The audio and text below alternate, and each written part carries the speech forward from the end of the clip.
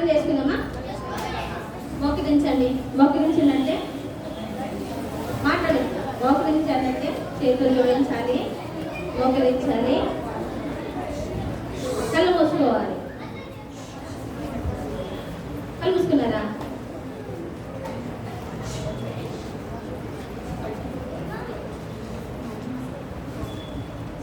మోకరించారా?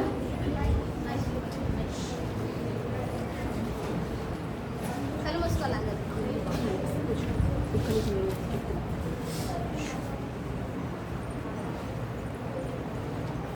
మీ మనసులో కూడా ప్రార్థన చేసుకోవాలి. యెహోవా వారు మిమ్మల్ని ప్రేమించి రెండవ దినం కూడా పీబీఎస్కి ఆహ్వానిస్తూ వచ్చాడు. ఆరోగ్యవంతులుగా క్షేమంగా దేవుని ఇంటికి వచ్చారు. మీరు సంతోషంగా మీరు వచ్చినందుకు ప్రభు పేరట మీ అందరికీ వందనాలు. కానీ మనసులో మీరు కూడా ప్రార్థన చేసుకోండి. యెహోవా నన్ను పీబీఎస్ తీసుకొచ్చావు కదా, నన్ను ప్రేమించి తీసుకొచ్చావు కదా, నీ ఇంటికి వచ్చిన ఉద్దేశాన్ని ప్రభా నువ్వు నాతో ఏం మాట్లాడతావో మాట్లాడు అని నా హృదయం ఇస్తున్నాను, నా చెవులు ఇస్తున్నాను ప్రభా, నాతో మాట్లాడు, ఆంటీ ద్వారా నాతో మాట్లాడు, ఆంటీ కూడా సహాయం చేయండి అని మీ మనసులో చిన్న ప్రార్థన చేసుకోండి. అందరికీ మూసుకోండి. ప్రియమైన తండ్రి యేసుక్రీస్తు ప్రభువా, మీ యొక్క ఘనమైన ఉన్నతమైన పరిశుద్ధమైన నామమును బట్టి మిమ్మల్ని స్తుతించి ఆరాధించి మహిమపరుస్తున్నాను.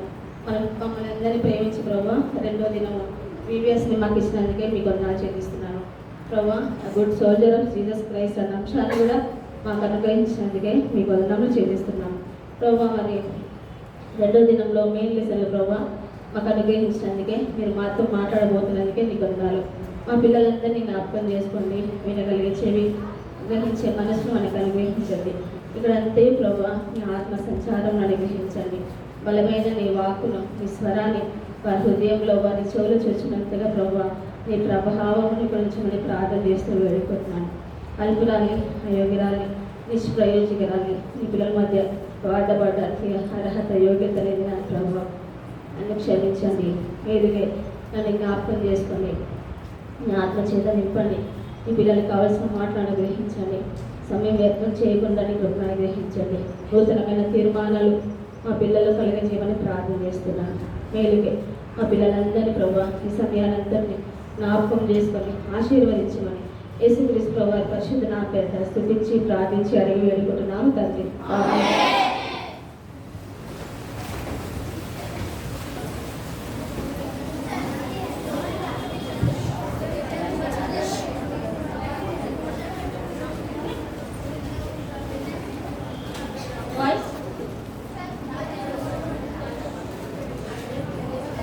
నా వాయిస్ వినపడుతుందా? సరే, ఈ ఇయర్ వీబీఎస్ థీమ్ తెలుసా? చదువుతున్నాం ఒకసారి. ఒక్కరు ఇద్దరే చెప్తున్నారు.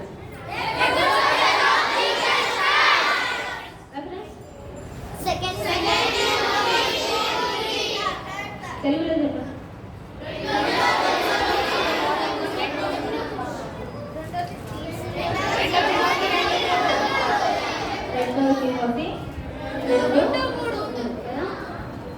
A good soldier of Jesus Christ. 2 Timothy 2:3 కదా? ఓకే, నిన్న దినము ఎంతమంది వచ్చారు?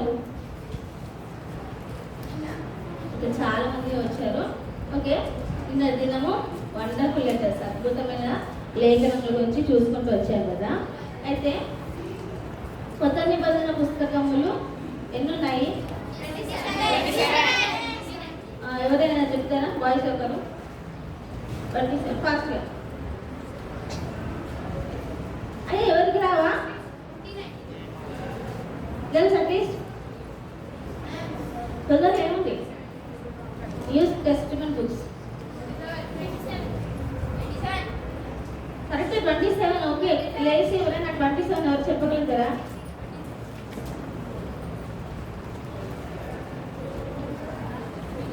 సరే, నేను మీకు ఎవరికి రావాలి అనుకుంటున్నాను. సరే మీ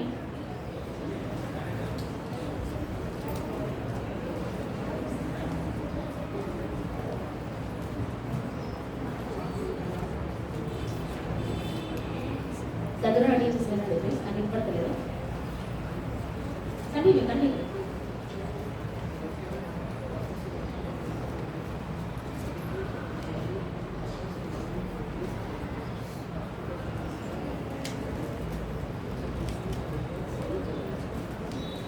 very good. Silent claps to Emmanuel కదా. ధైర్యం లేసి ఉంటే silent claps. Silent claps. Okay, thank you Emmanuel. Thank you. ఈరోజు లెసన్ ఎన్నో రోజు ఎన్నో రోజు కదా. ఎన్ని లెసన్స్ విన్నారు? ఓకే, 2 లెసన్స్ కదా. Main lesson, closing. 2 lessons 2 stories మీరు వింటూ వచ్చారు. ఈరోజు మెయిన్ లెసన్, సెకండ్ లెసన్ వింటాము. లెసన్ పేరు స్టోనింగ్ ఆఫ్ స్టెఫెన్. స్టెఫెన్ను రాళ్ళతో కొట్టుకుంటా. రిపీట్ చేయండి. లెసన్ పేరు ఏంటిది? తెలుగులో అంటే మనం ఈరోజు ఎవరి గురించి తెలుసుకోబోతున్నాం? చాలా జాగ్రత్తగా విందాం, ఓకేనా? సరే, ఈరోజు కంఠత వాక్యం కూడా నేర్చుకున్నాం. ఒకసారి రివైజ్ చేసుకున్నాం.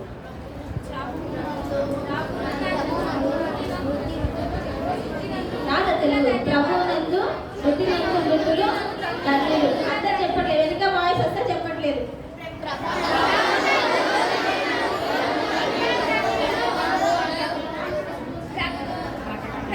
గర్ల్స్ లేరా? షూర్ కదా. గర్ల్స్ కమాన్, గట్టిగా చదవాలి.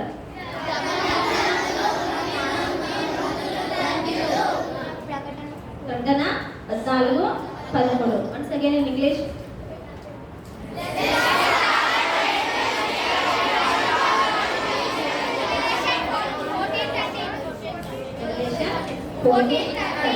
ఓకేనా? నిన్నట్టు కంఠత వాక్యం ఎంతమంది నేర్చుకున్నారు? ఇక్కడ అర్థం చెప్పారు కదా, ఏ రోజు కంఠత వాక్యమో ఆ రోజు నేర్చుకోవాలండి. ఓకే, ఈ రోజు కూడా ఏం చేయాలి? ఫస్ట్ మెమరీ వర్స్, ఈ రోజు మెమరీ వర్స్ కూడా కలిసి 2 కలిసి పర్ఫెక్ట్గా నేర్చుకోవాలి. ఓకే, సరే, లెసన్లోనికి వెళ్ళిపోతాం. అయితే యేసుక్రీస్తు వారు ఈ లోకంలో నుండి ఆరోహణం ఎక్కడికి వెళ్ళారు? పరలోకానికి వెళ్ళారు కదా. పరలోకానికి వెళ్ళిపోయిన తర్వాత యేసుక్రీస్తు వారు పరిశుద్ధాత్మ దేవుని ఈ లోకంలోనికి పంపించాడు. పరిశుద్ధాత్మ దేవుడు ఏం చేస్తాడు? పరిశుద్ధాత్మ దేవుడు ఎన్నో ఆశ్చర్య కార్యములు, అద్భుత కార్యములు చేస్తాడు. మరి విశేషంగా పరిశుద్ధాత్మ దేవుడు ఎవరితో ఉంటాడు? ఎవరైతే యేసుక్రీస్తు ప్రభువారిని తమ స్వంత రక్షకునిగా అంగీకరిస్తారో వారి హృదయంలోనే వారి హృదయంలోనూ ఈ పరిశుద్ధాత్మ దేవుడు ఉంటాడు. మరి పరిశుద్ధాత్మ దేవుడు మీతో ఉన్నాడా? అడగండి, మీ మనసును అడగండి. అవును, నాతో పరిశుద్ధాత్మ దేవుడు ఉన్నాడా లేదు మీకు తెలుస్తుంది కదా. అయితే ఒక మాట గుర్తించుకోండి. ఈ దినము, ఈ సమయంలో ఎవరైతే యేసుక్రీస్తు ప్రభువారిని స్వంత రక్షకునిగా అంటే తమ హృదయంలోనికి యేసు ప్రభువుని ఎవరైతే ఆహ్వానిస్తారో వారు యేసు ప్రభువారిని స్వంత రక్షకునిగా అంగీకరించినట్లు. ఏ విధంగా ఆహ్వానించాలంటే, ప్రభువా నేను పాపిని, నా హృదయము పాపంతో నిండి ఉంది, నేను పాపిని అని ఎవరైతే తమ నోటితో ఒప్పుకొని హృదయమందు విశ్వసించి అవును యేసు ప్రభువారు కేవలం నా పాపం కొరకే చనిపోయారు, మరణించారు, తిరిగి లేచారు అని విశ్వసించి వారి హృదయంలో నమ్ముతారో యేసు ప్రభువారిని ఆహ్వానిస్తారు. అప్పుడు యేసుక్రీస్తు ప్రభువారు మీ హృదయంలో ఉంటాడు. అప్పుడు పరిశుద్ధాత్మ దేవుడు కూడా మీతో సహవాసం చేస్తారు. అయితే పిల్లలారా గమనించండి, పరిశుద్ధాత్మ దేవుడు మీలో ఉండాలంటే ఏం చేయాలి? ముందుగా చెప్పండి. పరిశుద్ధాత్మ దేవుడి సహవాసం మీకు కావాలంటే మీరు ఏం చేయాలి? Very good. అంటే ఒకే అంటున్నారా? పరిశుద్ధాత్మ దేవుడు మీతో ఉండాలన్నా, మీతో సహవాసం చేయాలన్నా మీరు ఏం చేయాలి? ముందుగా వెరీ గుడ్. మీ హృదయంలో యేసుక్రీస్తు ప్రభువారిని స్వంత రక్షకునిగా అంగీకరించినట్లయితే పరిశుద్ధాత్మ దేవుని సహవాసము మీతో ఉంటుందన్నమాట. అయితే మనకు దేవుడు ఒక్కడైనప్పటికీ ఆయన త్రిత్వమైన దేవుడు. ఆయన ఎవరు? త్రిత్వమైన దేవుడు. మన పిక్చర్ కనపడుతుంది కదా, దేవుడు త్రిత్వమైన దేవుడు. తండ్రి అయిన దేవుడు, కుమారుడైన యేసుక్రీస్తు ప్రభువారు, పరిశుద్ధాత్మ దేవుడు. త్రిత్వమైన దేవుడు. మరలా చెప్పండి.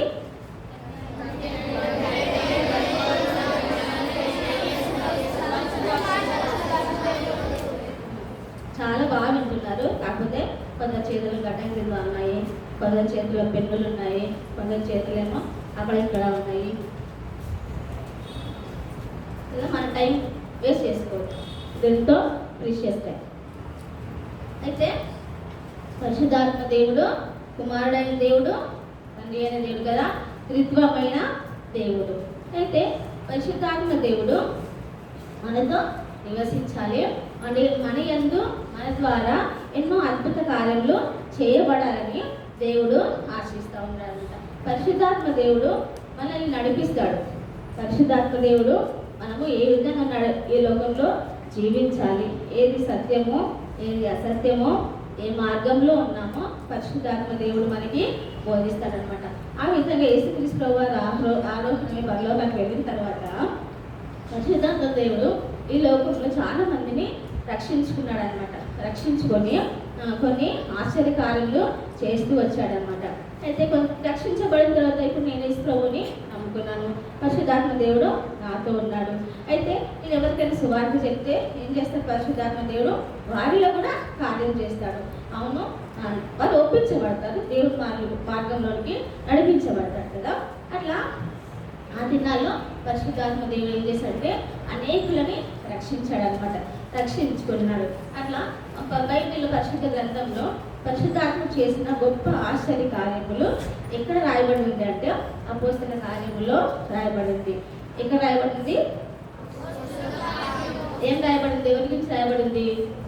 పరిశుద్ధాత్ముడు చేసిన ఆశ్చర్య కార్యముల గురించి అపోస్తల కార్యములు అనే గ్రంథంలో రాయబడి ఉందన్నమాట.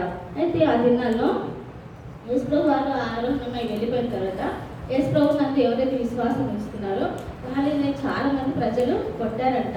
అయితే కొట్టిన దెబ్బల చేత కూడా వారు ఏం చేశారు? భయపడి ఇళ్లలో నుంచి, గృహాల నుంచి వేరే దేశాలకి పారిపోయారు.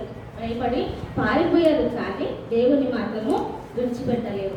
దేవుని మాత్రము విడిచిపెట్టకుండా వారు ఎక్కడికి వెళ్ళినా సరే దేవుని సువార్తను ప్రకటిస్తూ వచ్చారు. ఎక్కడికి వెళ్ళినా సరే ఆ ప్రజలు ఏం చేస్తూ వచ్చారు? దేవుని సువార్తను ప్రకటిస్తూ వచ్చారనమాట. అయితే పిల్లలారా గమనించండి, ఈ గొప్ప కార్యాన్ని మనం ఎక్కడ చూడగలము? పరిశుద్ధాత్మ దేవుని ఆశ్చర్యకార్యం ఎక్కడ చూడగలము? అపోస్తల కార్యంలో మనము చూడగలము, గుర్తుపెట్టుకోవాలి. అయితే అపోస్తలుడైన పౌలు రాసిన పత్రికలు ఎన్ని? Very good. ఎవరికి రాలేదు ఆలోచన? అపోస్తలుడైన పౌలు రాసిన పత్రికలు ఎన్ని? ఎక్కడి నుంచి ఎక్కడి వరకు? రోమన్ నుంచి హెబ్రీయుల వరకు. ఇంకా మిగతా పత్రికలు ఎవరు రాశారు? జాన్ రాశారు కదా. 1 జాన్ 1 జాన్ 2 జాన్ 3 జాన్ ఇవన్నీ ఎవరు రాస్తూ వచ్చారు? జాన్ రాస్తూ వచ్చాడు. అయితే పిల్లలారా గమనించండి, పరిశుద్ధాత్మ దేవుని సహాయం మనకు కావాలంటే ఈ దినము మీరు వింటున్న వాక్యాన్ని, వింటున్న స్టోరీని చాలా జాగ్రత్తగా గమనించాలి. మీ ఎడల మా ఎడల రాబో దినాల్లో కొన్ని అద్భుత కార్యము చేయబడాలి అన్నా, మనం అనేకులను యేసుక్రీస్తు ప్రభువారి వైపు తిప్పాలి అన్న పరిశుద్ధాత్మ దేవుని సహాయము, ఆయన నింపుదల మనకి ఎంతో అవసరమై ఉంటుంది. అయితే అపోస్తల కార్యంలో మనం చూసినట్లయితే మనం ఎవరిని చూస్తున్నాము? ఈ దినము లెసన్ పేరండి 7 రాళ్ళతో కొట్టుట. అయితే యేసు ప్రభువారు ఆరోహణమై వెళ్ళిపోయిన తర్వాత జనాలంతా చెల్లాచెదరైపోయి ఏం చేస్తారంటే వాళ్ళు ఎక్కడికి వెళ్ళినా సరే ఏం చేస్తున్నారు? వాళ్ళు ఎక్కడికి వెళ్ళినా రాళ్ళతో కొట్టబడ్డారు. సరే, ఊరికి వెళ్ళిపోతున్నారా? దేవుని మర్చిపోయారా? వాళ్ళు దేవుని మర్చిపోలేదన్నమాట. మర్చిపోకుండా ఎక్కడికి వెళ్ళినా సరే దేవుని సువార్తను, దేవుని మాటలను, యేసుక్రీస్తు ప్రభువు రాజ్యం గురించి, పాపం గురించి, నీతి గురించి అంతయు చెప్పుకుంటూ సంచారం చేస్తున్నారనమాట. అట్లా చెప్పడం ద్వారా మీకు కొంతమంది గుర్తొస్తున్నారా? యేసుక్రీస్తు ప్రభువు శిష్యులు కూడా ఉన్నారు కదా. వెళ్ళిపోయిన తర్వాత శిష్యులు ఏం చేశారు? అనేక అద్భుతాలు చేస్తూ వచ్చారు. చాలా మందికి దేవుని వాక్యం చెప్పడం ద్వారా వేల మంది ఏమవుతూ వచ్చారు? రక్షించబడుతూ వచ్చారు, దేవుని వైపు తిప్పబడుతూ వచ్చారనమాట. తమ పాపములు ఒప్పుకుంటూ వచ్చారనమాట. ఈ విధంగా జనాలు ఏమయ్యారంటే ఆ దినాల్లో చాలా మంది యేసుక్రీస్తు ప్రభువారిని వారి సొంత రక్షకునిగా అంగీకరించారనమాట. అంగీకరించిన తర్వాత ఆ ప్రజలు ఎక్కువైపోయారు. యేసు ప్రభు నమ్మిన వారు ఆ ప్రజలు చాలా అయిపోయారు అనమాట. ఎక్కువ మంది అయిపోయి ఒక సంఘంగా, ఆదిమ సంఘంగా చేర్చబడ్డారు. అయితే ఆ సంఘంలో జనాలు ఎక్కువ అయిపోవడం ద్వారా ఏం జరిగిందంటే కొన్ని డిస్టర్బెన్సెస్ వచ్చాయన్నమాట.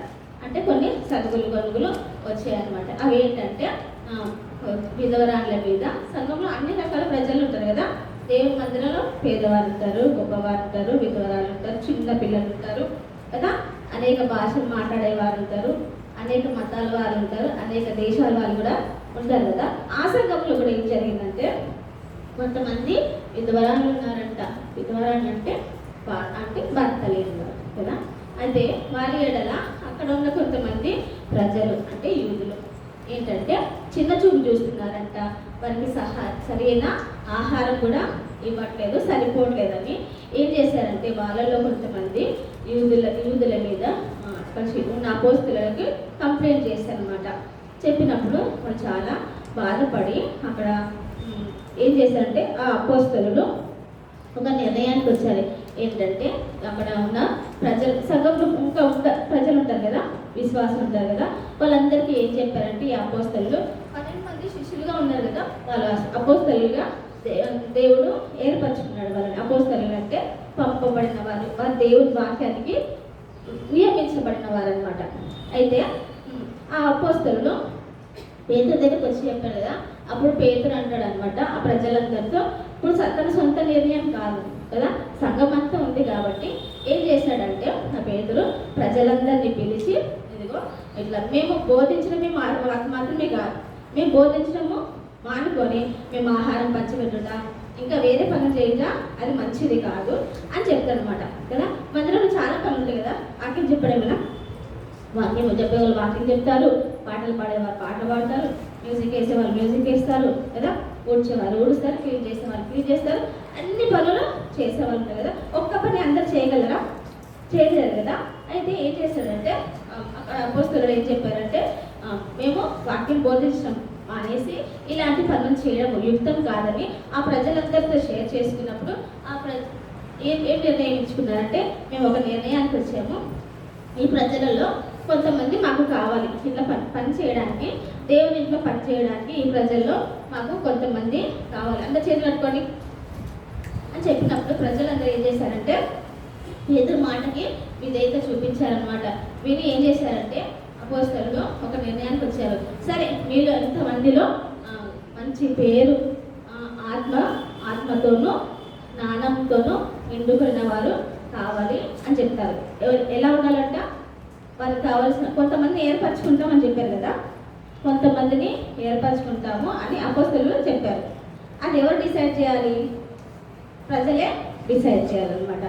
అప్పుడు ఏం చేశారంటే ప్రజలు ఒక 7 మంది తీసుకొచ్చారు. ఎంతమందిని? 7 మందిని తీసుకొచ్చారు. ఆ 7 మంది ఎలా ఉండాలంటే ఆత్మతోనూ అంటే పరిశుద్ధాత్మతోనూ జ్ఞానముతోనూ మంచి పేరు కలిగిన వారై ఉండాలన్నమాట. ఎంతమంది వచ్చారంటే 7 మంది వచ్చారన్నమాట. ఎంతమంది? 7 మందిని తీసుకొచ్చారనమాట. అప్పుడు అపోస్తలుల దగ్గరికి ఆ 7 మందిని ప్రజలు తీసుకొచ్చినప్పుడు ఈ యొక్క అపోస్తలులు ఏం చేశారంటే ఆ 7 మంది శిష్యుల మీద చేతులుంచి ప్రార్థన చేశారనమాట. కనపడుతుందా? 7 మంది శిష్యుల మీద చేతులుంచి ప్రార్థన చేశారనమాట. అప్పుడు ఆ 7 మంది మీద కృపావరములు దేవుడు అనుగ్రహిస్తూ వచ్చారనమాట. అప్పుడు పరిచర్య చేయడానికి దేవుని ఇంట్లో వాళ్ళు యోగ్యులుగా నియమించబడ్డారు. అయితే ఆ 7 మందిలో కూడా స్టెఫెను కూడా ఒకడనమాట. ఈ స్టెఫెను కృపతోనూ బలముతోనూ విశ్వాసముతోనూ పరిశుద్ధాత్మతోనూ నిండుకున్నవాడు. ఎలాంటి వాడు ఈ స్టెఫెను? కృపతోనూ బలముతోనూ పరిశుద్ధాత్మతోనూ జ్ఞానముతోనూ విశ్వాసముతోనూ నిండుకొనిన స్టెఫెను అనమాట. స్టెఫెను అనే పేరు నాకు కిరీటదారుడు అని అర్థము. స్టెఫెను అనే పేరుకి ఏంటిది? కిరీటదారుడు అని అర్థము. అయితే ఈ స్టెఫెను యాకోబు, యోహాను, పేతురులాగా ఎక్కువ గొప్ప ఆశ్చర్యకారులు వెంటనే చేయలేదు కానీ దేవుని కొరకు కొన్ని ముఖ్యమైన కార్యాలు చేస్తూ వచ్చాడనమాట. ఎవరు ఎక్కువ వినట్లేదు? ఎవరు? స్టెఫెను అనే పేరుకి దీనికి అర్థం ఏంటిది? ఎలాంటి వాడు స్టెఫెను? కృపతోనూ బలంతోనూ విశ్వాసంతోనూ పరిశుద్ధాత్మతోనూ బలంతోనూ నిండుకొనిన యవనస్తుడు అని బైబిల్లో రాయబడింది. అయితే మీకు ఒక చిన్న ఉపమానం చెప్తానమాట, చిన్న ఎగ్జాంపుల్ చెప్తాను. ఒక పర్వతము, ఒక ఉడత రెండు మాట్లాడుకుంటున్నాయంట. ఎవరెవరు? పర్వతము, ఉడత. I mean mountain and squirrel మాట్లాడుకుంటున్నాయి అనమాట. పర్వతం అంటుందంట ఉడతతో, చూడు నేను పెద్ద పర్వతాన్ని, నేను అడవులను, నదులను, చెట్లను భరిస్తా ఉన్నాను, నేను మోస్తా ఉన్నాను, ఇంకా పెద్ద పెద్ద పనులు నువ్వు చేస్తావా అని ఉడతని అడిగిందంట. ఉడత ఏం చెప్పింది తెలుసా? అమ్మో నేను ఇలా మొయలేనులే అని డిస్కరేజ్ అవ్వలేదంట. దేవుడు ఇచ్చిన జ్ఞానం కొద్ది ఏం చెప్పిందంట ఉడత, మరి నేనైతే ఇలా పెద్ద పనులు చేయలేను, కానీ నాలాగా నువ్వు చిన్న చిన్న గింజలను పగలగొడతావా అని అడిగిందంట. ఏమడిగింది? ఏం చెప్పింది? అలాగా చిన్న చిన్న గింజలు అంటే నట్స్ కొరికేస్తుంది కదా స్క్విరల్ కదా. అంటే ఎవరి పని వారు చేయగలరు. అయితే దేవుని మాటలు ఏం చెప్తున్నాయంటే చిన్న పిల్లలు గొప్ప కార్యములు చేయగలరు. చిన్న పిల్లలు గొప్ప కార్యములు చేయగలరు. పెద్దవారు చేయగలిగింది చేస్తారు. పెద్దవారు చేయలేని కూడా ఎవరు చేస్తారు? చిన్న పిల్లలు గుర్తు చేస్తారు. గుర్తు పెట్టుకోండి కదా, మేము చిన్న పిల్లలం కదా, మేము పెద్దలు చేయలేము అని అనుకోకూడదు. ఉడితే ఏం సమాధానం ఇచ్చింది? అలాగా ఇలా పెద్ద వ్యక్తి చేయలేదు, కానీ నా సామర్థ్యం కొలది చిన్న చిన్నవి నేను పగలగొన్నట్టు నువ్వు కూడా చేయలేవు కదా, చిన్నవాళ్ళు చేసినవి పెద్దవాళ్ళు కూడా చేయలేరు అనమాట అని ఉత్తరం ఇస్తూ వచ్చేది. పిల్లలారా ఇదే చెప్తున్నాడు దేవుడు ఈరోజు. పెద్దవాళ్ళ కంటే పెద్దవాళ్ళు చేయలేనివి కూడా ఎవరు చేయగలరు? చిన్న పిల్లల ద్వారా కూడా దేవుడు గొప్ప కార్యములు చేస్తారనమాట. అదేవిధంగా మనం ఎంత చేయగలమో, మనకి ఎంత సామర్థ్యం ఉందో అంత మాత్రమే దేవుడు చేయడానికి అనుమతిస్తాడు. మనం చేయలేని పనులు కూడా దేవుడు చేయమని కోరడు. అందరూ వింటున్నారా? చేసి పట్టుకోండి.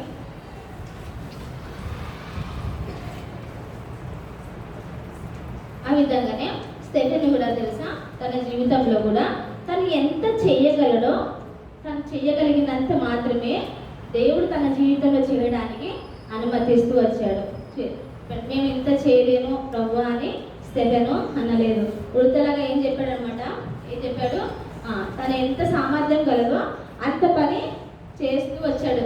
అంతకంటే గొప్ప కార్యంలే ఎవరి సామర్థ్యం కొలది ఎవరు ఎంత చేయగలరు. నేను కొన్ని పనులు చేయగలను, అన్ని పనులు నేను చేయలేను. చిన్న పిల్లలు కొన్ని పనులు చేయగలరు, పెద్దవాళ్ళు కొన్ని పనులు చేయరు. కొంచెం స్ట్రెంత్ ఉన్న పిల్లలు అంటే అన్నీ చేస్తాను విశ్వాసంతో కూడా ఏం చేస్తారంటే చేయలేని పనులు చేయడానికి ప్రయత్నిస్తారు. కానీ చిన్న పిల్లల ద్వారా గొప్ప కార్యములు చేయబడతాయని దేవుని మాటలు దేవుడు ఈ దినాన్ని చెప్తున్నాడు. అంటే ఈ దినం దేవుడు మీ నుంచి ఎన్నో గొప్ప కార్యాలు చేయాలని ఆశిస్తున్నాడు. మీ ద్వారా మరి విశేషం ప్రతి ఒక్కరిని అంటున్నాడు, నన్ను కాదు అనుకోవద్దు, నన్ను కాదు నా ద్వారా కాదు. నేను ఏం చేయాలి అంటే ముందు లెసన్లో తెలుసుకున్నాను. ఓకేనా? మీరు ఏం చేయబోతున్నారు దేవుడు ఈరోజు మీకు చెప్తున్నాడు. మీరు ఏం చేయాలో, దేవుని కొరకు మీరు ఏం చేయాలో ఈ లోకంలో ఈ దినము మీతో దేవుడు మాట్లాడబోతున్నాడు. మీ చెవులను దేవునికి ఇవ్వండి, మీ హృదయాన్ని దేవునికి ఇవ్వండి, మీ చేతుల దగ్గర పెట్టుకోండి.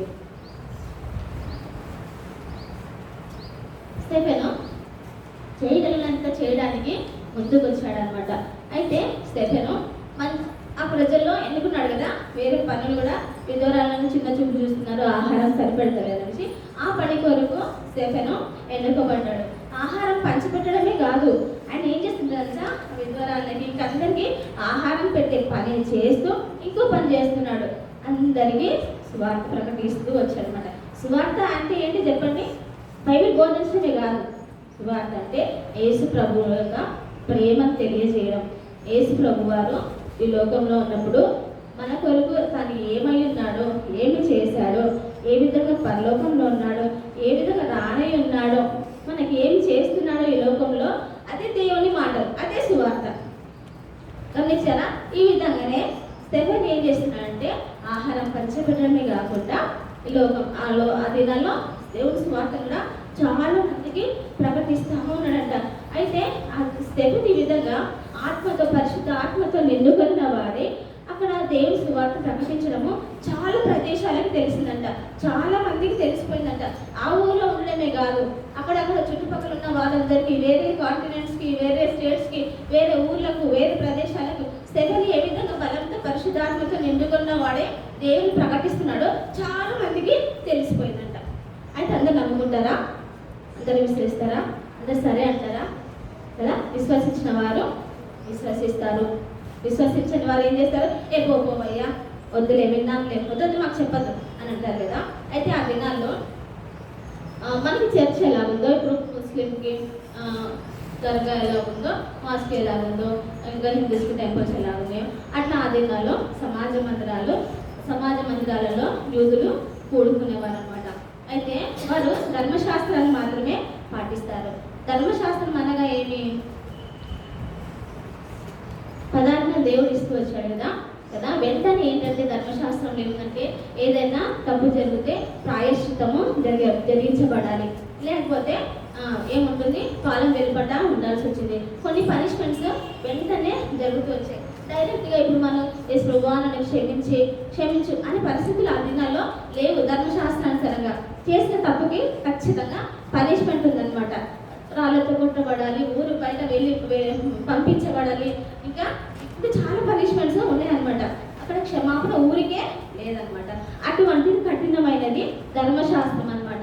అయితే ఆ యూదులు ధర్మశాస్త్రాన్ని అనుసరిస్తారు. యేసుక్రీస్తు ప్రభువు నా కొరకు చనిపోయాడు, ఆయన పరలోకం ఇస్తాడు, ఆయన మెస్సియా మళ్ళీ రాబోతున్నాడు, ఆయన రాజు, నీతిమంతుడు అంటే వాళ్ళకి ఇష్టం ఉండదు, నమ్మరు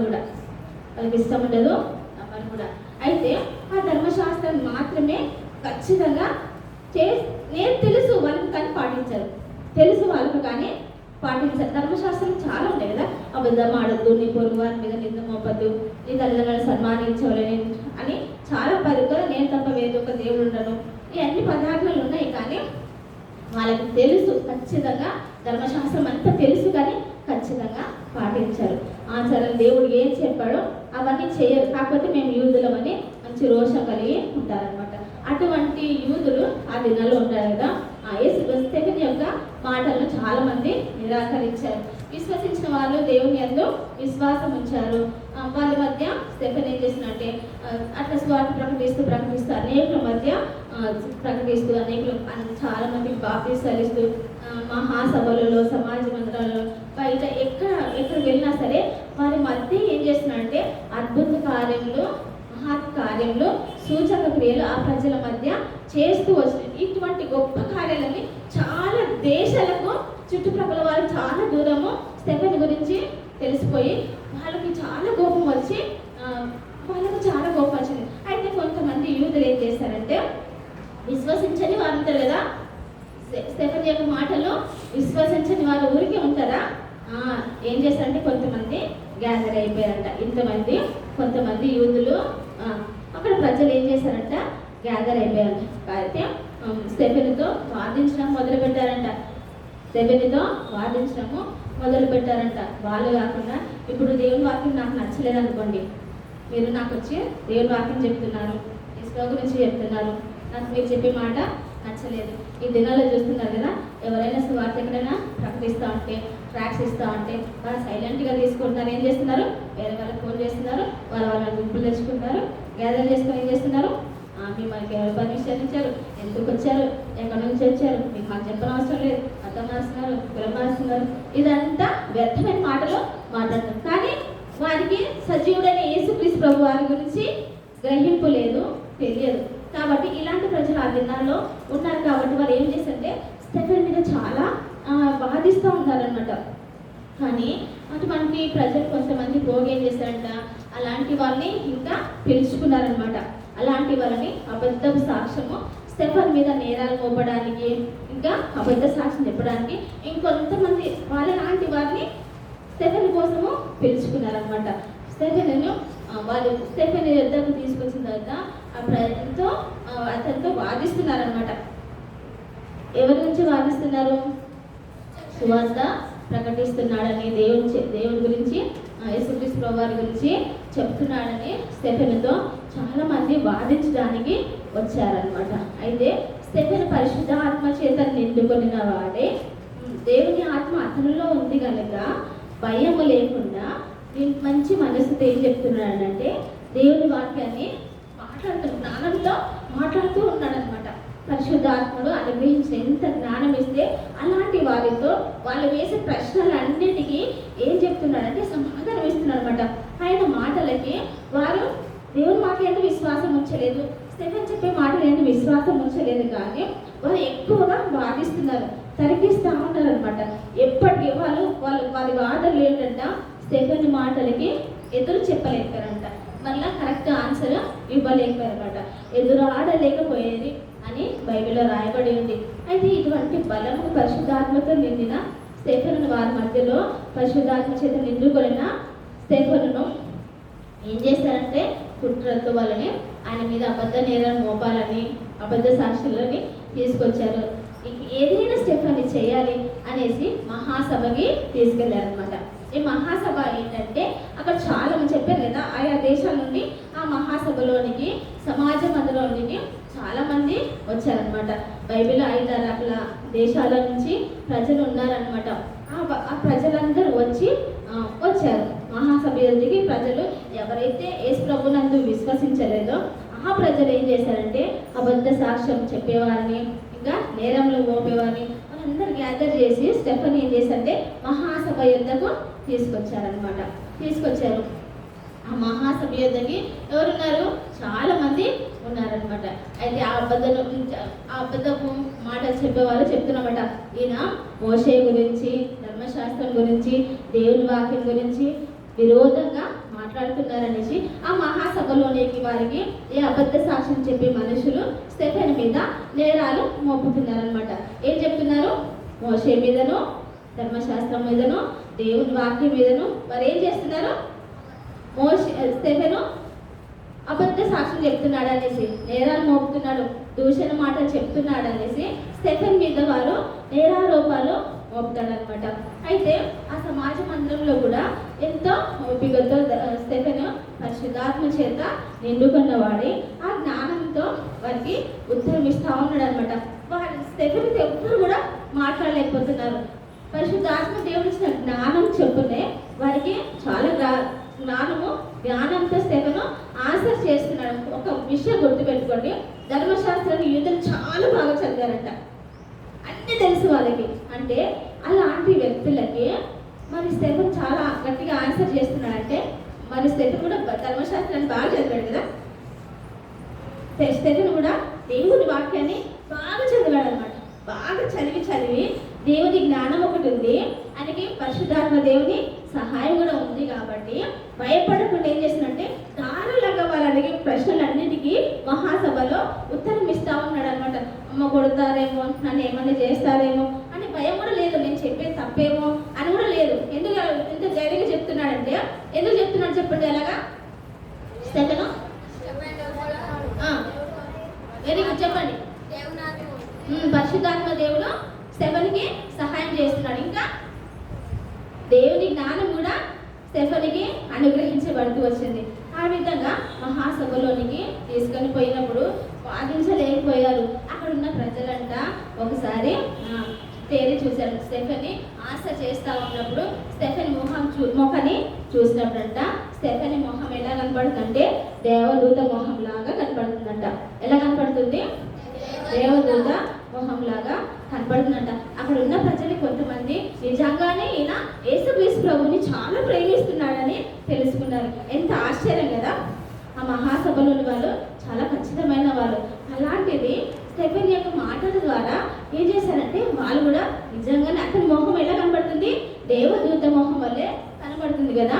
అయితే చూసి ఆ మొహాన్ని చూసి కూడా కొంతమంది నిజమే ఇతడు యేసుక్రీస్తు ప్రభువుని చాలా ప్రేమిస్తున్నాడు అని తెలుసుకున్నారన్నమాట. ఇది ఎంత ఆశ్చర్యకరమైన సంగతి. అయితే అక్కడ ఉన్న ప్రధాన యాజకుడు ఏమడిగాడంటే స్టెఫెనుని, అవును వారు చెప్తున్న మాటలు నిజమేనా? నువ్వు మోషే మీదను, ధర్మశాస్త్రం మీదను, దేవుని వాక్యం మీదను దూషణ మాటలు చెప్తున్నావా? దేవునికి విరోధంగా మాటలు ఈ లోకంలో చెప్తున్నావా? అనేకులను మారుస్తున్నావా అని అడిగినప్పుడు అతను ఏమి హృదయంలో ఏమనుకున్నాడంటే చెప్పాడనమాట. అతను ఆ కాలంలో దేవుని మాత్రమే యేసుక్రీస్తు ప్రభువు ఈ లోకానికి వచ్చినప్పుడే ఆయనని చంపారు కదా ఈ ప్రజలు అని అనుకొని ఏం చెప్తారంటే ఆ దినాలలో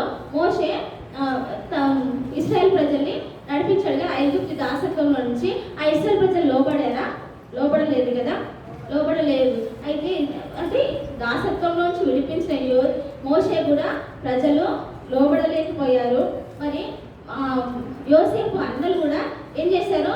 యోసేపుని దూషిస్తూ వచ్చాడు, ప్రేమించాడు. యోసేపు అన్నలు యోసేపు ఏం చేస్తూ వచ్చాడు? ప్రేమిస్తూ వచ్చాడు. కానీ ఈ ప్రజలు అలాంటి దినాల్లో మీ పితరుల వల్లే మీరు కూడా ఏం చేస్తున్నారంటే అలాగే ఉన్నారు, లోబడట్లేదు, దేవుని వాక్యం వినట్లేదు. పాపుల కోసం మన కోసం వచ్చిన యేసుక్రీస్తు ప్రభువారిని మీరు చంపారు కదా అని ఆ మహాసభలో చెప్పినప్పుడు అక్కడ ఉన్న వాళ్ళకి చాలా కోపం వచ్చేస్తుంది. మేము యేసుని చంపామా అన్నట్లుగా ఆ మాట ఎందుకు అక్కడ ఉన్న ప్రజలకి మహాసభలోనికి చాలా కోపం వచ్చి ఏం చేస్తారంటే చాలా పండ్లు కొరుకుతారు. కోపం వచ్చి పండ్లు కూడా కొరుకుతారు అనమాట. అయితే స్టెఫెన్ ఎవరున్నారు? పరిశుద్ధాత్మ దేవుడు ఉన్నాడు కదా. అయితే ఆ సమయంలో అతను ఏం చూస్తున్నాడంటే ఆకాశం వైపు తేలి చూచాడంట. ఎక్కడ? ఆకాశం వైపు చూచినప్పుడు ఆయనకి ఏం కనపడిందంటే పరలోకము తెరవబడిందంట. మనుష్య కుమారుడు యేసుక్రీస్తు వారు తండ్రి కుడి పార్శ్వమందు నిలబడుట చూశాడంట. ఏం చూశాడు? దేవుడిని కుడి పార్శ్వమందు ఎవరున్నారంట? యేసుక్రీస్తు వారు నిలబడి ఉండుట చూచాడంట. ఆకాశము తెరవబడింది. ఈ యొక్క అద్భుతమైన దృశ్యాన్ని ఆ సమయంలో స్టెఫెను చూస్తూ వచ్చాడనమాట. అయితే ఆ ప్రజలందరూ మళ్ళా స్టెఫెన్ ఆ మాట అనగానే చాలా మంది కోపం వచ్చేసి ఏమంటారు, చాలా పెద్ద పెద్ద కేకలు వేసి వాళ్ళ చెవులు మూసుకుంటారంట. ఏంటి ఇలా మాట్లాడుతున్నారు? ఆకాశం తెరవడం ఏంటి?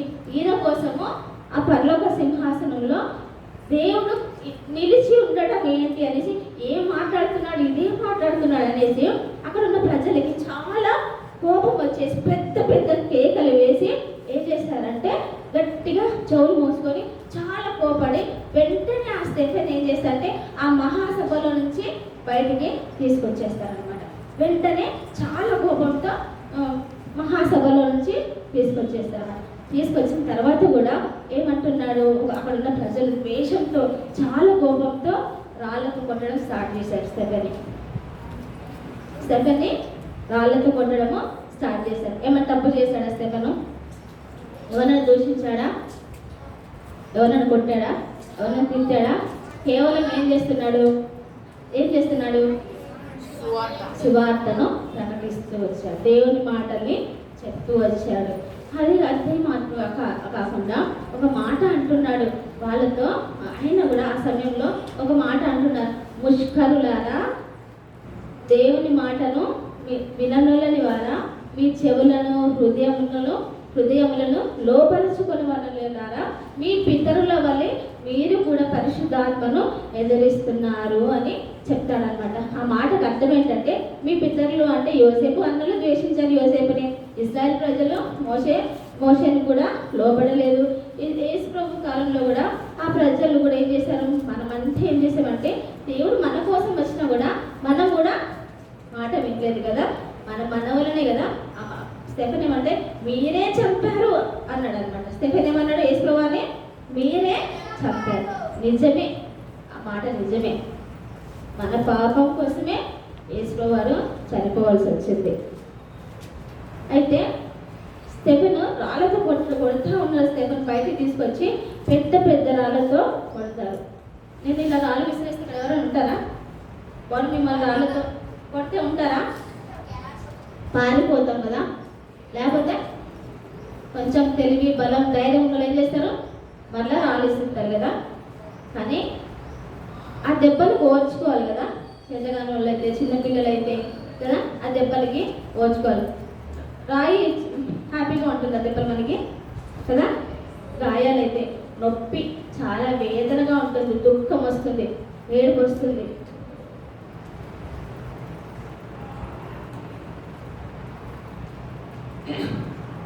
కానీ స్టెఫెన్ యేసు ప్రభువుని అంతగా ప్రేమిస్తున్నాడు కాబట్టి, పరిశుద్ధాత్మ కలిగిన వాడు కాబట్టి ఆ రాళ్ళ దెబ్బల్ని కొట్టడానికి కూడా ఓర్చుకుంటూ వచ్చాడు. నేను అనుకుంటాను ఆ దెబ్బల్ని సహించడానికి, ఆ నొప్పిని, ఆ వేదనని సహించడానికి ఒకరు కొడతా ఉంటే, వేరే వాళ్ళందరూ చూస్తూ ఉంటే మనం చాలా ఇన్సల్ట్గా ఫీల్ అవుతాం కదా.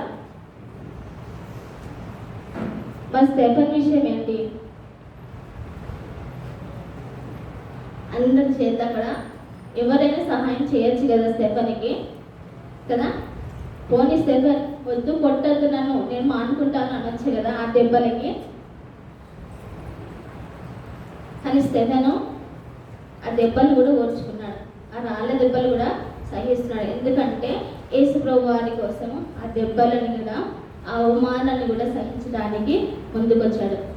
ఆ సమయంలో పరిశుద్ధాత్మ దేవుడు స్టెఫెన్కి బలం ఇచ్చాడేమో, సహించుకోవడానికి సహాయం చేస్తూ వచ్చాడేమో, పరిశుద్ధాత్మ దేవుడు స్టెఫెన్తో మాట్లాడుతున్నాడేమో అని నేను అనుకుంటున్నాను. నిజమే కావచ్చు కదా, సహజంగా మనుషులకి అంత ఓర్పు కానీ సహనం కానీ కదా, ఒకరి మధ్య జన సమూహంలో ప్రజల మధ్య అవమానపరచబడము ఎవరి చేత కాదు కదా. ఒకవేళ ఓర్చుకున్నా కూడా ప్రభువు నిమిత్తము వారు ధన్యులు.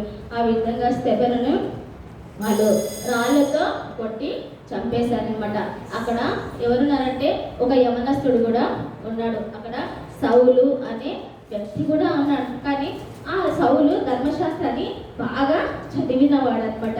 కానీ తన హృదయంలో ఏముందంటే నేను ధర్మశాస్త్రం చదివాను అని, నేను మంచి కార్యాలు చేస్తాను అని గర్వం మాత్రం ఉంది. కానీ అక్కడ సౌలు చనిపోతున్నప్పుడు ఏమాత్రం సహాయపడలేదు.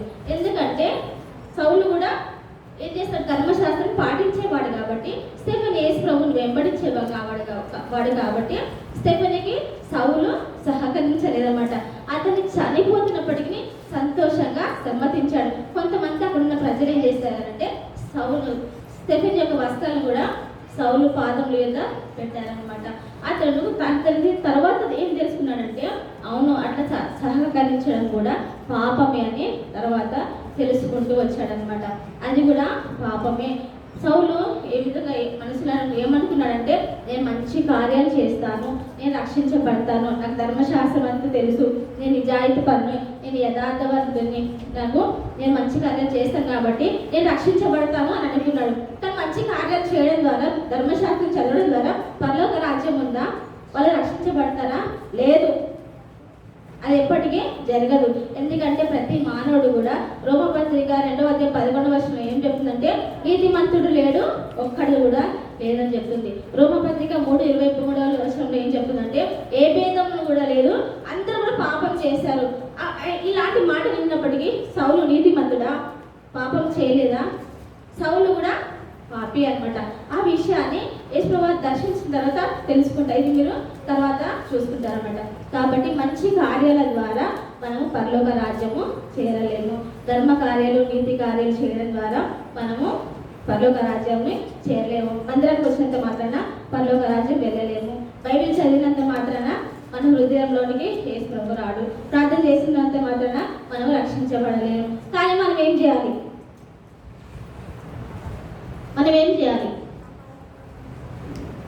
మనం రక్షించబడాలంటే మనం ఏం చేయాలి? ఎంతమంది నిజంగా మీ హృదయంలో ఉత్తర చేతులు ఎత్తండి, నాకు అస్సలు ఇష్టం ఉండదు. మీ హృదయాన్ని ఎప్పుడైనా పరీక్షించుకున్నారా? అవును నేను పాపిని అని. యేసుక్రీస్తు ప్రభువారు కూడా మన కోసమే చనిపోయాడు, ఈ లోకానికి వచ్చాడు. ఆయన చాలా గొప్ప దేవుడు, ప్రేమ గల దేవుడు. యేసుక్రీస్తు ప్రభువారు ఈ భూలోనికి వచ్చాడనమాట, మానవునిగా వచ్చాడు. ఎంతో మందికి ఎన్నో అద్భుత కార్యాలు చేస్తూ వచ్చాడు. సిలువని మోస్తూ వచ్చాడు. భారభరితమైన అవమానకరంగా కొట్టబడుతున్నప్పటికీ, ఈడవబడుతున్నప్పటికీ ఆ సిలువను భరిస్తూ వచ్చాడు. వీధులంతా రక్తం కాల్చినప్పటికీ, తన దేహం అంతయో కొడాల చేత కొట్టబడినప్పటికీ ఎంత గాయం కదా. దేవుడే మన కొరకు ఆ బాధను, హింసను భరిస్తూ వచ్చాడు. యేసు ప్రభువారు నీ కొరకు నా కొరకు ఆ శ్రమను అనుభవించారు తెలుసా? యేసుక్రీస్తు ప్రభువారే నీ కొరకు నా కొరకు ఆ శ్రమనంతటిని అనుభవిస్తారు. యేసుక్రీస్తు ప్రభువారు నీ కోసం, నా కోసం, ప్రతి ఒక్కరి కోసం, ఇక్కడ కూర్చున్న ప్రతి ఒక్కరి కోసం, ప్రతి లైన్ ప్రతి ఒక్కరు గుర్తుంచుకోండి. నేను అనుకోండి, నా కోసం అనుకోండి. ప్రతి ఒక్కరి కోసము యేసుక్రీస్తు వారు అటువంటి హింసని, అవమానాన్ని పొంది ఆ శిలువ పైన మరణించి 3వ దినాన మనల్ని నీతిమంతులుగా చేయడానికి, ఆ పరలోక రాజ్యాన్ని చేర్చడానికి మన కొరకే యేసుక్రీస్తు వారు చనిపోతూ వచ్చారు. ఇలా యేసు వారు మిమ్మల్ని చాలా ప్రేమిస్తున్నాడు. మోకరించండి. అందరు మోకాలు దగ్గరండి. డిస్టర్బ్ అవ్వద్దు, దయచేసి డిస్టర్బ్ అవ్వద్దు. అలా అదే విధంగా మోకాళ్ళ దగ్గరండి. దయచేసి కళ్ళు మూసుకోండి అందరూ. నేను మొదట్లో చెప్తూ వచ్చాను కదా, ప్రభువా ఈ దినము నాతో నువ్వు ఏ విధంగా మాట్లాడతావు, ఏ మాట ద్వారా మాట్లాడతావు దేవుడు. నేను మొదట్లో చెప్తూ వచ్చాను కదా, దయచేసి కళ్ళు మూసుకోండి. పిల్లలు మీరు ఎంత చక్కగా వాక్యం విన్నారు. చాలా మంది దేవుని మాటలు వింటూ వచ్చారు. కళ్ళు మూసుకోండి. దయచేసి పైకి మోకరించండి. పైకి సెకండ్ కంటే ఎక్కువ శ్రమను మనము అనుభవించలేదు కదా. దయచేసి మోకరించండి. పైకి మోకరించి చేతులు జోడించి మీ హృదయంతో మాట్లాడండి. నా హృదయంలో యేసు ప్రభు ఉన్నాడా లేదా, నా హృదయంలో పరిశుద్ధాత్మ దేవుడు ఉన్నాడా లేదా, నాతో పరిశుద్ధాత్మ దేవుని సహాయం ఉందా లేదా ప్రశ్నించుకోండి. ఇదే సమయం మీకు. ఈ సమయం పోతే మళ్ళీ రాదు మీకు. దేవుడు మాట్లాడుతున్నప్పుడు మీరు వినాలి కదా. దేవుని స్వరం వినడానికి మీరు వచ్చారు కదా, దేవుని మాట వినడానికి మీరు వచ్చారు కదా. దయచేసి కళ్ళు మూసుకోండి. కళ్ళు మూసుకొని ప్రార్థన చేసుకోండి. యేసు ప్రభువా నా హృదయంలోనికి రా. నేను చాలాసార్లు బీబీఎస్కి వచ్చాను. ఎన్నో ఇయర్స్ నుంచి నేను బీబీఎస్కి వచ్చాను. చిన్నప్పటి నుంచి నేను బీబీఎస్కి వచ్చాను. అనేక సార్లు నేను కూడా దేవుని మాటను వింటూ వచ్చాను. కానీ నేను కూడా ఆ ప్రజల్లాగానే చాలాసార్లు నీ మాటను తృణీకరించాను. నా మనసులోనికి రానివ్వలేదు ప్రభువా నీ మాటను. నీ మాట నేను లెక్క చేయలేదు ప్రభువా. నా కోసం నువ్వు ఎంతో దుఃఖపడ్డావు, నా కోసం చనిపోయావు ప్రభువా. నన్ను ఎంతగానో ప్రేమిస్తున్నావు కదా. మాట్లాడండి ప్రభుతో, మీరు మాట్లాడండి. ప్రభువా దయతో నన్ను క్షమించు, నా హృదయంలోనికి రమ్మని నేను ఆహ్వానిస్తున్నాను. పరిశుద్ధాత్మ దేవుని సహాయం నాకు కావాలి ప్రభువా అని అడగండి. పరిశుద్ధాత్మ దేవుని సహాయం ఉంటేనే ఈ లోకంలో మనము బ్రతకగలం. ఆయన నీకు జ్ఞానం ఇస్తాడు, నీతో సహవాసం చేస్తాడు, నీతో స్నేహితునిగా ఉంటాడు, నీకు తల్లిలాగా ఉంటాడు. ఆయన వాక్యంతో నీతో మాట్లాడతాడు, నేను ఆదరిస్తాడు. నువ్వు ఎటు వెళ్ళాలో నీకు చెప్తాడు. నేను చిన్నదాన్ని అనుకోవద్దు, నేను పెద్దవాణి అనుకోవద్దు. ఏమన్నా దాదాపు 12 ఏళ్ళ నుంచి ఉన్నారు, 15 ఏళ్ళ వరకు అందరికీ దేవుడు జ్ఞానం ఇస్తూ వచ్చాడు. నీ పరిస్థితి ఏంటి, ఏ స్థితిలో ఉన్నావో ఒకసారి జ్ఞాపకం చేసుకో. దేవుడి వాక్యం చెప్తుంది కదా, ఏ భేదం లేదు, అందరూ పాపం చేశారని. ఆ పాపం ఉంటే మన పరలోక రాజ్యం వెళ్ళలేము. దయచేసి కళ్ళు మూసుకోవాలి. చివరి క్షణాలు ఇది. ఈ హృదయంలో రావడానికి యేసువారు ఇష్టపడుతున్నాడు. పాపంతో నిన్న మన హృదయంలో పరిశుద్ధుడైన దేవుడు మన హృదయంలోనికి రావాలని ఆశిస్తా ఉన్నాడు. బిడ్డలారా, స్టెఫెన్ ఎంతగా ప్రేమిస్తూ వచ్చాడు యేసువారిని కదా. అవమానపరచబడ్డాడు, ఆయనను దేవుని విడిచిపెట్టలేదు. దుఃఖపడ్డాడు, ఎంతో మంది ఎదిరించారు, రాళ్లతో కొట్టాడు, చివరికి అతన్ని చంపినారు కూడా. అయితే స్టెఫెనుని పరలోక రాజ్యానికి యేసువారు తీసుకెళ్లారనమాట. నా కుమారుడా, బలా నమ్మకమైన మంచి దాసుడా అని పరలోక రాజ్యానికి స్టెఫెనుని ఆహ్వానిస్తూ వచ్చాడు. ఒక దినాన నీ కొరకు కూడా పరలోకం తెరవబడుతూ వస్తుంది. నిన్ను కూడా బలా నమ్మకమైన మంచి దాసుడా, మంచి కుమారుడా అని నీ పేరు పెట్టి పిలుస్తాడు. ఒక దినాన మంచి బలా నమ్మకమైన నా కుమార్తె అని నిన్ను పిలుస్తాడు దేవుడు. నేను పరలోకానికి ఆహ్వానిస్తాడు. ఈ దినం ఎవరైతే ఎన్నో విధాలుగా తీర్మానం చేసుకోవచ్చు. పరిశుద్ధాత్మ దేవుని ఆహ్వానించవచ్చు, యేసు ప్రభువుని సొంత రక్షకునిగా అంగీకరించవచ్చు, నేను పరలోకంలో ఉండాలి అని ఆశించవచ్చు, స్టెఫెన్ లాగా జీవిస్తానని ఆశించవచ్చు.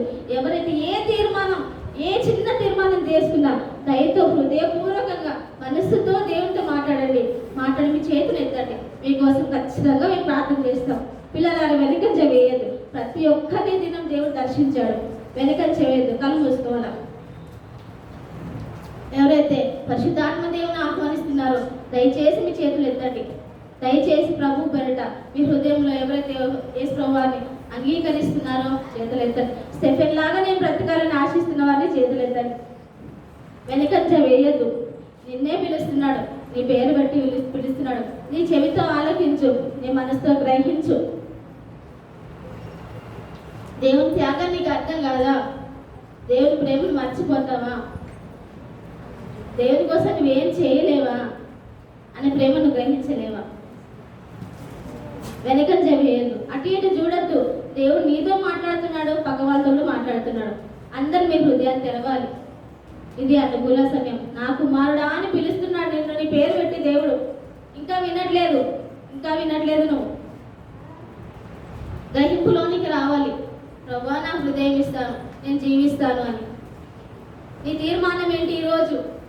ఈరోజు నీ తీర్మానం ఏంటి? ఏ తీర్మానంలో ఉంటావు? ఈ సమయం అయిపోతుంది, ఇంకా నేను ముగించబోతున్నా. చివరి క్షణాలు ఇవి. దయచేసి పిల్లలు ఈ సమయం పోనివ్వద్దు, అటు ఇటు చూడద్దు, వేరే వాళ్ళతో మీరు కంపేర్ చేసుకోవద్దు. నీ హృదయము, నీ మనసు, నీ దేవుడు. ప్రార్థన చేసుకొని పోతున్నాము. దయచేసి చివరి క్షణాలు. ఇంకెవరైనా మీకోసం మేము ప్రార్థన చేస్తాము. ఇంకెవరైనా ఉన్నారా? ఇంకెవరైనా? మరి ఆ విధంగానే కళ్ళు మూసుకోండి, ప్రార్థన చేసుకోండి. నిన్న తీసుకున్న వాళ్ళు తీసుకోవద్దు 2 లెసన్స్లో. సరే అదే విధంగా ఉండండి, కళ్ళు మూసుకోండి. అందరు మోకాలు పైకి రండి, ప్రార్థన చేసుకున్నాం.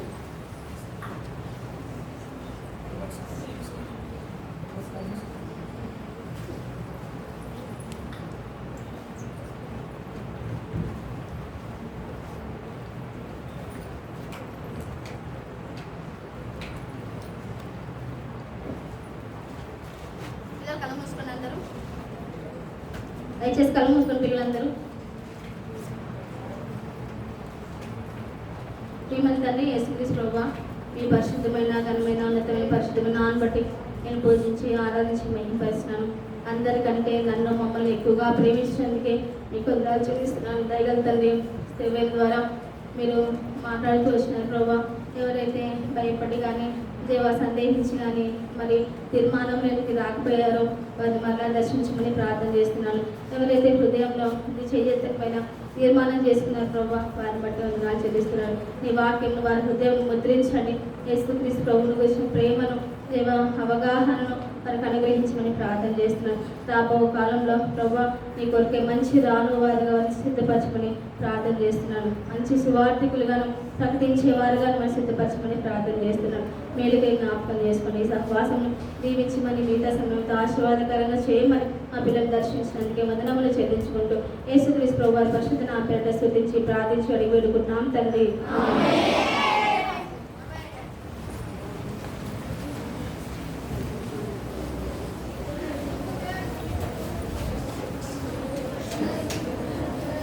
ప్రైజ్ లార్డ్ పిల్లలు,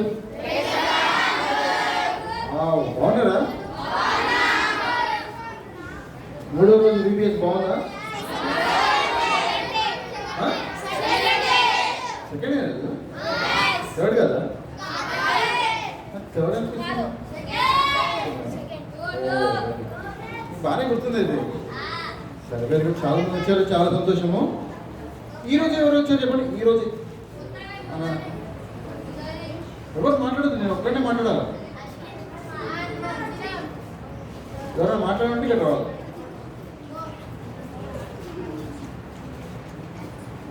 ఈరోజు వచ్చిన వాళ్ళు లేచించండి.